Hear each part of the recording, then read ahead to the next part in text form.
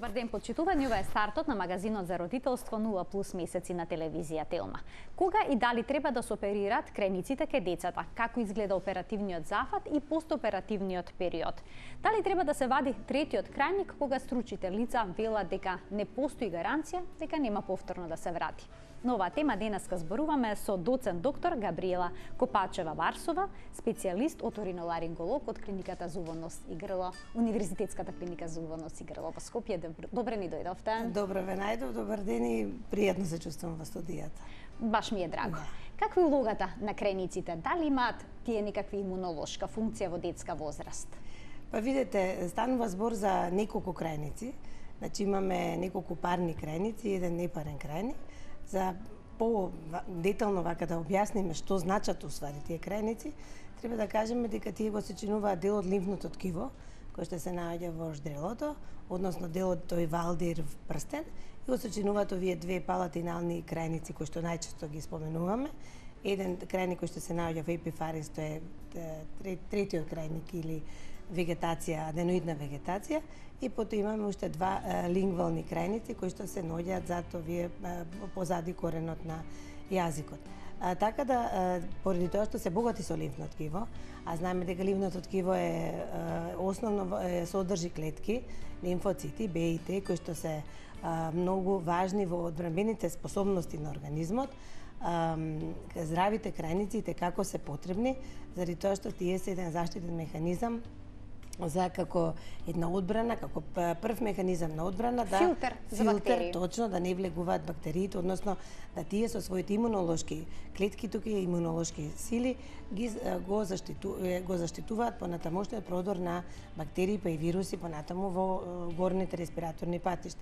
Зашто кога зборуваме за крајниците, а исто и за целата сите органи кои што сочинуваат нашата регија во оториноларингологијата, можеме да кажеме дека тоа се обединети патишта, значи сите и увото, и носот, и грлото се поврзани помеѓу себе, а исто така се поврзани со тоа се горно респираторни патишта, но поврзани се и со долно респираторните патишта, па кога едно заболување почнува од горе, од грлото или од носот, лесно може да се прошири надолу. Така да тие се на прва бариера на одбрана на организмот. Како изгледа клиничката слика на детето со воспалени крајници? Па значи крајниците, воспалението може да биде акутно, да детето еднаш ка заболи, може да биде вирусно воспаление или може да биде бактериско воспаление. Кај вирусно воспаление обично претходно следи една состојбена настинка, носот му тече, малаксано се јавува, секрет од носот и потоа инфекцијата се слева, дали вирусна или бактериска, надолу во грлото и крајниците почнуваат да се хипертрофираат, да се зголемуваат акутно и да доведе до една, да речеме, една состојба на оток, црвенило на самите крајници, болна осетливост во грлото, болки во грлото, обично го доживуваат како печење или боцкање во грлото и при тоа може да се јави, а може и не, зголемена телесна температура. Не сакам сега да навлегувам кои се причинителите или вируси, да ги набројуваме, бактери, коксаки, ова, она, рота и така натаму, но многу често кај децата се јавуваат и бактериски инфекции. Се разбира, децата поготово во школска возраст, во рана школска возраст, во градинка се, во комуникација едни со други, имунолошките сили не се толку, значи имунолошкиот систем не е до толку јак да можат да се одбранат од овие инфекции и често пати заболуваат од тонзилит. Еден акутен тонзилит бактериски може да се јави во неколку состојби, и тој го викаме таа состојба бактериска, викаме ангина. Гнојна ангина родителите ја ангина, меѓутоа една од состојбите е гнојна ангина. Причинители се најчесто стрептококи или стафилококи, и тоа најчесто стрептококи од групата на стрептококус пневмонија од тип на А, кој што често и се наоѓа во носот, во секретот на носот на децата, и тие деца се клицоносители, го носат тој стрептокок во себе.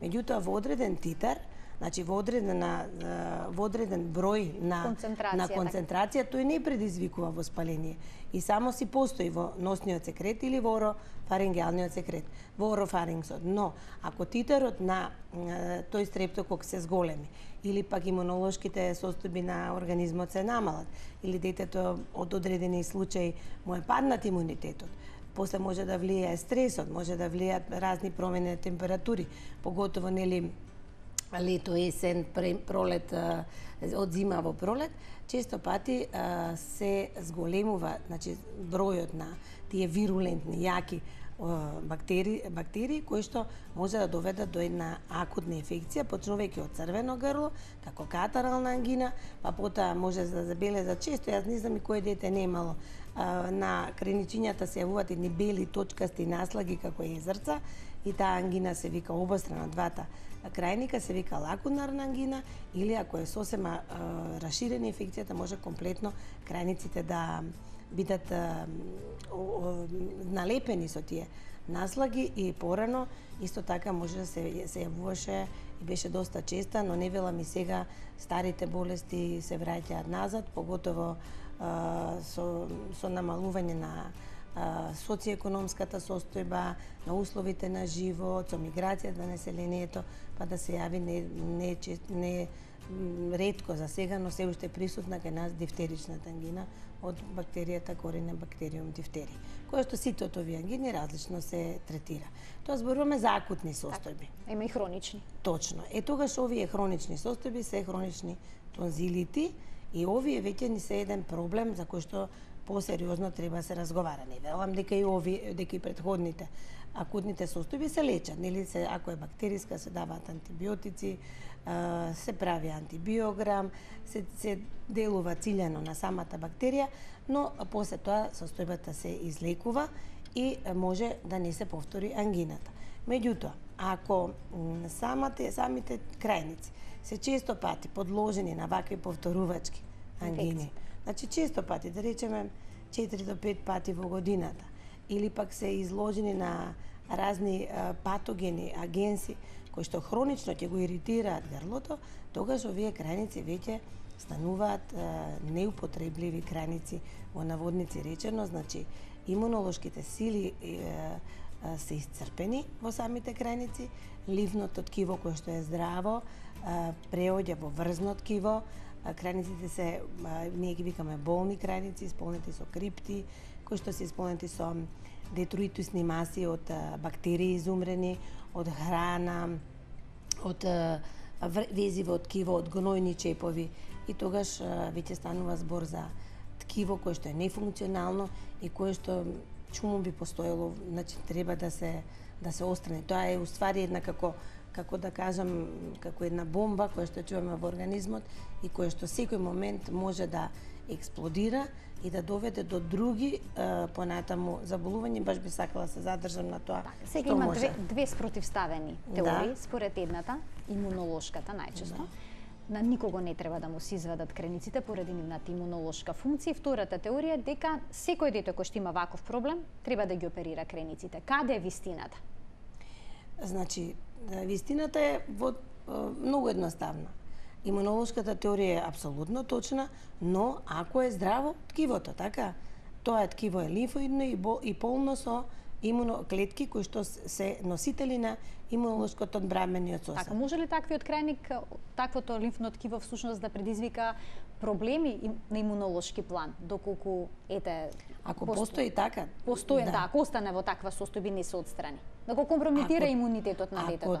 Ако тоа ткиво претрпе промени, тогаш веќе ги немаме ја немаме таа имунолошка одбрана. Така. Тоа ткиво ви кажуваме променето, воопшто не е здраво имунолошко ткиво, нема да ги најдеме ни лимфоцитите, ни ткивото е претворено во фибрози, во променето, во врзливно ткиво.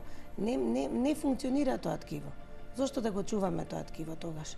Значи, зборувам и јас како хирург оториноларинголог, кога крајниците се здрави, апсолутно нема да кажам да се направи тонзилотомија или тонзилектомија или аденоидектомија. Но кога гледаме дека детето навистина истрада, а страдањето ќе го кажам кое, тогаш апсолутно постои индикација. Значи, што е, например, што се случува? Прво и основно, крајници, и тука малку сме, ке ги прашате педиатрите, јас ги почитувам со голем респект за све соработуваме, тие ќе речат нека седат крајниците. Да, апсолутно треба да седат, но ако се промените како што кажав на ваков начин, нема зошто да седат, затоа што самите бактерии внатре, поготово стрептококот, ствара автоантитела, тоа се антистрептолизински антитела кои што работат против собствениот организам. Значи, може да доведат до автоимуни заболувања на слобовите, на окотиридоциклитис, на бубрезите да доведат, па на нервниот систем и да доведат потоа до посериозни секвели кои што и многу потешко се лекуваат. Дали може лекарот со еден преглед да процени дали детето е кандидат за операција или не? Видете, првиот преглед за болно грло го прави најчесто матичниот лекар. Затоа што матичниот лекар секогаш кога детето е болно или кога го боли грлото, доаѓа првин кај матичниот лекар и тој можеби оној кој што ќе прави проценка, ако со прв преглед никако не можеш да се докаже дека крајниците апсолутно се треба да се оперираат или не. Но матичниот лекар кој ќе забележи дека детето почесто страда од ангини, почесто заболува од болести на грлото, потоа дише на нос и слично, го патува на оториноларинголог и ние се разбира го следиме детето или пак самиот родител доаѓа и кажува дека детето во текот на годината, например барем 4 до 5 пати во годината боледува од гнојни ангини. Потоа, например, детето има, еве тука би ги спомнала на кратко, тие индикации за кои што докторот, но само оториноларингологот може да донесе одлука дали ќе се направи операција на, зборам сега за палатиналните тонзили, а додека за третиот крајник е посебен идентитет во дечијата возраст, на кој што посебно ќе му обрнеме внимание. Еве сега преминуваме на третиот крајник. Дали секој дете има трет крајник и какви се проблеми може да создаде третиот крајник? Третиот крајник е обично присутен во назофарингс, односно во епифарингс, значи во горните партии на ждрелот, во горниот спрат на ждрелото, и мислам дека секој дете, не мислам, секој дете го има. Но големината на третиот крајник не е подеднаква кај секој дете. Кај некој дете е помал, а кај некои деца се хипертрофичен, зголемен. Во пределот каде што се наоѓа третиот крајник, се наоѓаат и отворите, внатрешни неустахивите туби, па притиска неустахивите туби, па кога е таков голем, па уште воспален, па едематозен, па хипертрофичен, па со гноен секрет, доведува до обструкција на тубите и доведува до често до серозни и гнојни отити, што се веќе озбилна индикација за оперативна интервенција аденидектомија. Друго, тоа дете често поради тоа што крајникот е зголемен, хипертрофичен, го затвара задниот отвор на носот. И кај тоа дете имаме зборување како со затнат нос, значи кога ќе го тешко дише, например кога ќе спие на отворена уста. Така. Зборува назално и веднаш се приметува. Потоа детето често страда од отити, значи воспаление на увото, заради оваа состојба што ја предизвикува третиот крајник. На преглед ќе забележиме дека од грлото се гноен секрет, се слева гноен секрет, а детето има еден изнемоштен изглед на лицето во вид на едно, така се вика, фација саденоидно лице, кој што кажува на трет крајник. Во овој дел од емисијата ќе ги вклучиме гледачите со нивни прашања. Телефонскиот број на телевизија Телма е 3076-677, доколку гледачите имаат некој прашање поврзано со денешната тема, а тоа се крајници кај децата и дали кога треба тие да се отстранат, односно да се оперираат, слободно може да се вклучат во програма. Продолжуваме на следното прашање, кое што исто така поврзано со третиот крајник. Дали тој може да предизвика и до оштетување на слухот, односно намалување на слухот кај детето? Апсолутно. Значи... Дали тој еден од првите знаци што родителите може да го забележат како проблем кај нивното дете? Се случува ли некогаш детето да нема чести воспалителни процеси на крајниците, а да има потреба да го оперира третиот крајник? Да. и тоа е индикација само третиот крајник да се острани, значи хипертрофичен, зголемен, воспален трет крајник ги затвара тубите, доведува до чести отити и тие отити потоа стануваат хронични и доаѓа до пад на слухот. Така. И во сите состојби каде што имаме оваа состојба и каде што постои ова заболување обавезно треба да се острани третиот крајник. Не е ретко со остранување на третиот крајник со цел да се задржи слухот на одредено ниво или да го вратиме слухот на одредено ниво, а каде што претходно сме виделе и тимпанометриски и аудиометриски дека е паднат слухот, треба да се стават и вентилациони цевчиња во овото кои што се стават трансмеатално во мембраната. Во мембраната и со тоа имаме една континуирана вегетација, значи изваден третиот крајник и вентилациони цевчиња со цел да го задржиме слухот, да го качиме на нормално ниво, обавезно се даваат и останати лекови понатаму и така слухот се одржува. Што се однесува до оперативните зафати, кога оториноларингологот ќе заклучи дека е потребно да се направи интервенција, родителите се упатуваат кон хирургот кој што треба да изведе процедурата, односно зафатот, дали детето треба да биде сосема здраво? Каква е самата процедура? Дали е комплексна? Дали е опасна? Се користи ли општа анестезија или локална анестезија? Како изгледа целиот процес, бидејќи колку што е стресно сето тоа за детето, е стресно и за родителот? Да. Значи, пред да преминам на оперативните зафати, ние цело време збориме само за една состојба на инфекција бактериска, која што предизвикува индикација за тонзилектомија или аденидектомија. Но постојат голема палета на индикации кои што треба да ги знаат родителите, кои што ќе доведат до да се пристапи кон тонзилоаденидектомија. Значи, прво, рековме чести ангини, потоа деца со огромни хипертрофични крајници. Ние ги викаме kissing tonsils, каде што комплетно не може да дишат, значи се јавува проблем на слип апнеа. Тогаш треба се пристапи. Потоа крајници кои што се асиметрични. На самиот преглед се забележува еден крајник огромен, другиот помал. Исто се индикација. Потоа возраста е многу битна. Воопште не ја спомнавме. Значи минимална возраст за тонзилоаденектомија, за тонзилектомија е 3 годишна возраст. Во случај кога вегетацијата е присутна и претходно и порано, може и порано. Но тоа не е ни правило. Ако детето точно заболува од слип апнеа, значи не мора да има ангина, ќе се пристапи кон тонзилектомија и порано. Потоа, која е едно клицоносителство, после прележена дифтерија или некои други инфективни заболувања, се индикација за тонзилектомија. Потоа еден кај возрастните, значи максимална граница нема. Значи може во секоја возраст. Од било која. Често пати доаѓаат млади луѓе, например, и не само тинејџери, и возрастни кажуваат, докторка, јас имам континуирано, поготово на Сабајле, еден лош здив од устата, кој што се вика феторексора.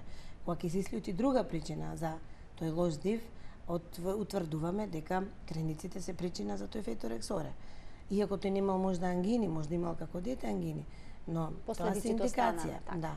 Потоа кога вратните жлезди на вратот се континуирано зголемени, а сме исклучиле било каква друга патологија, дека забите се добри, дека немаме промени никакви од друга инфективна или било каква патологија, тогаш бараме жариште. Потоа разни малигни заболувања, например лимфом, обично дава еднострана ангина и слично, исто така се индикација апсолутно за тонзилоаденектомија и уште доста бројни индикации кои што ми кажувам еден искусен оториноларинголог треба да ги процени и ќе ги открие. Во интерес на времето, бидејќи имаме навистина многу малку време, само околу оперативниот зафат, дали се работи за сложена процедура? Видете, ви кажам. Колку време трае постоперативниот закрепнување? Ние колегите го знаеме тоа. Ние сме универзитетска клиника, значи кај нас имаме секогаш колеги на специализација и тие мора да ги учиме и нашата задача е да ги научиме да излезат како хирурзи, затоа што оториноларингологија не е област и спаѓа хирургија на глави во рат, дека да мислат луѓето дека одиме на ушно. Мене дури некош ми е навредливо, што не е само талгијата причина за една цела палета на заболување. И сакам да кажам, останато некое мислење дека Операцијата на крајниците е едноставна процедура. Рутинска. И рутинска, апсолутно не се слагам Има со таму тоа. огромни крвни садови. Таму точно. Таму е грлото најснабдено со голем број на крвни садови. Потоа таа процедура треба да се изведе правилно, затоа што неправилно изведување на процедурата доведува потоа до други компликации кои што можат само лошо да делуваат на детето и на возрастниот, се разбира. Така да секоја оперативна интервенција си носи своји ризици и компликации. Така да јас не би ја ставила во рутинска и некогаш и најстрашни ни се компликациите приликом кај тонзилектомирани деца. Така. Ние немаме баш време да се задржиме на компликациите, само сакав да ве прашам по отстранување на третиот крајник, колка е веројатноста дека тој повторно ќе се врати? Видете, ако третиот крајник во принцип ако се отстрани целосно, рецидивите се ретки. Во некои случаи може да се повтори, така? При ако е детето и понатаму изложено на повторувачки инфекции, но многу е битно да родителите бидат спремни, а тоа значи да бидат спремни за една процедура во која што при тонзилоаденодектомија е единствена интервенција каде што немаме шиење, немаме рез, правење на рез, значи се отстрануваат тонзилите и ждрелото е оголено, значи немаме спојување на шевови и со конци. Значи тоа грло треба да се внимава. Не е само 2 дена додека лежат во болница се добри, а потоа децата треба и возрастните да бидат поставени исклучиво на течна и кашеста прехрана, да внимаваат, да не спортуваат, да не земаат разни средства кои што ќе делуваат на коагулација на крвта, да не јадат топло. Во однос на миење на забите е многу важно. Порано се препорачуваше воопшто да не се мијат заби. Так. Но сега со овие од јагода, пасти за заби, не мора да прават гаргара, може да ги мијат забите, оти имаат и неубав здив од устата. И најбитно ви кажувам, од компликациите, од сите компликации тоа да внимаваат во првите 2 до 3 недели од да не се јави крварење. Да. Ви благодарам, доктор Габриела, што бевте денешна гостинка во 0N+. За оваа тема ќе ни треба уште најмалку половина час за да кажеме се. Јас се надевам дека ќе дојдете повторно. Еве ќе го фатиме постоперативниот период, доколку сте слободна, еве во текот на следните 2 недели ве очекуваме повторно. Благодарам. Ви благодарам и вам, почитувани, што бевте денеска со нас, што не следевте со внимание. Се гледаме секој работен ден во рамки на утринската на Телма. До гледање.